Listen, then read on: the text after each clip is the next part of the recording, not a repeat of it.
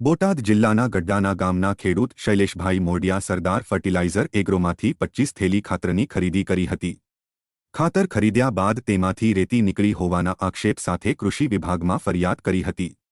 બોટાદ ખેતીવાડી વિભાગ દ્વારા સ્પષ્ટ કરવામાં આવ્યું હતું કે ખેડૂત શૈલેષભાઈ દ્વારા દિવેલ ખોળ વગેરે જેવા ખાતરની માંગ કરી હતી, જે વિસંગતતાને પગલે વિક્રેતા દ્વારા ભૂલમાં સિટી કમ્પોઝ ખાતર આપી દીધું હતું, જે જમીનમાં ભેળવીને નાખવાનું હોય, પરંતુ ખેડૂતે પાણીમાં નાખતા રેતી આવી હતી। જો કે ખાતરમાં રેતીનો ભાગ આવે છે। ઉગામેડી ગામના સરદાર ફર્ટિલાઇઝર એગ્રોમાંથી લીધેલ ખાતરમાં રેતી નીકળતા ફરિયાદના આધારે ખેતીવાડી વિભાગે કડક કાર્યવાહી કરીને સરદાર ફર્ટિલાઇઝર એગ્રોનું લાયસન્સ રદ કર્યું અને 1 મહિના માટે કોઈપણ પ્રકારનું ખાતરનું વેચાણ કે ખરીદી કરી શકે નહીં। એટલું જ નહીં, સેમ્પલ લઈને 128 ખાતરની થેલીઓ સ્ટોપ સેલ કરે।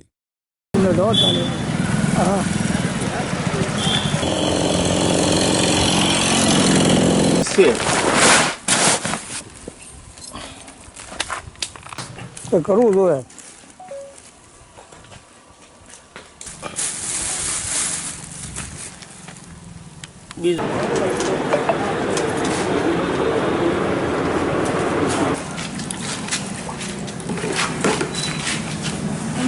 ચોખ્ખું પાણી હોય તો આમ ખબર પડે, આઈડિયો આવે। બોલો છે શ્રી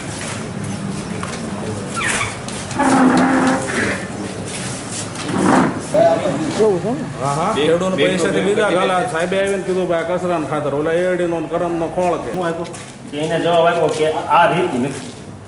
3 દિવસ કે પલાળેલી છે, લઈ લીધું વાડી ડેટ વાળું ડેટ વગેરેનો પોલો રહ્યો।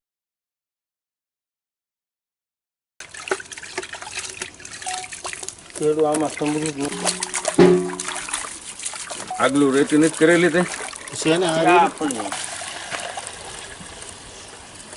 એમાંથી એક ખોબો રેતી નીકળે રેતી લ્યો આ કાંકરા બધા શિલ્પેક કોથળી તોડીને રેતી આમાંથી ધોઈને કાઢી।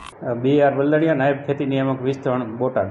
આજે ઉગામેડી ગામના ખેડૂત દ્વારા ફરિયાદ મળેલી અને એમને જે સરદાર ફર્ટિલાઇઝર અને કેમિકલ ઉગામેડી ખાતે જે વિક્રેતા છે એમની પાસે દિવેલીનો ખોળ અથવા તો અન્ય ખોળ માગેલો, પણ વિક્રેતાએ એમને સિટી કમ્પોઝ આપેલું અને એ વિસંગતતાને કારણે અમે પ્રાથમિક તપાસ કરેલ છે અને આ વિસંગતતાથી વિક્રેતાનું આવતીકાલથી 1 મહિના સુધી લાયસન્સ પણ રદ કરેલ છે।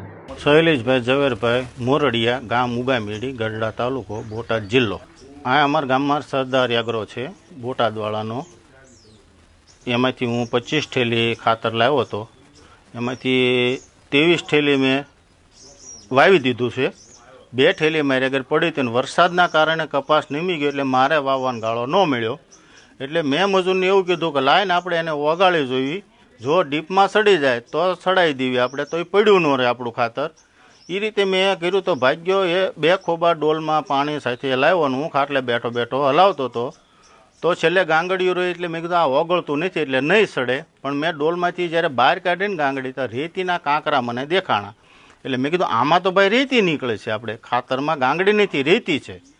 એટલે મેં એ તરત આખી બેગ હતી, આખી બેગ મેં ટીપડામાં પલાળી, ટીપડામાંથી ઉપરથી પાણી કાઢતો ગયો, હેઠે રેતી ચોખ્ખી થતી ગઈ, તો અંદાજે 15 થી 20 કિલો જેવી રેતી કદાચ હશે, અંદાજ કહું છું, બેગમાં 50 કિલો 50 કિલોની બેગ હતી, એમાં 15 થી 20 કિલો રેતી હશે એવો અંદાજ હું કાઢું છું। મેં જોખી નથી, એ ચોખ્ખી કરીને મેં હૂકવીને બધું કમ્પ્લીટ કર્યું, તો મેં જુનાગઢ એને સેમ્પલ મોકલ્યું, સેમ્પલ તો એમ કે તમે ખેડૂએ ભેળ્યું, ખેડૂએ તમે ભેળ્યું, તો અમે આ પટ કાંઈ અમે ખેડૂ ભેળવી છે, અમારે એવી નવરાય છે કે ભાઈ અમે આવડે આ રેતી ઉપર પટ ચડાવીને તમે રેતી કરી ખરીદી કરી હતી ખાતરની, એને જાણ કરી એગ્રોવાળા? હા, એગ્રોવાળાને જાણ કરી, અહીંયા જોઈ ગયા ભાઈ કે ખરી રેતી જ છે।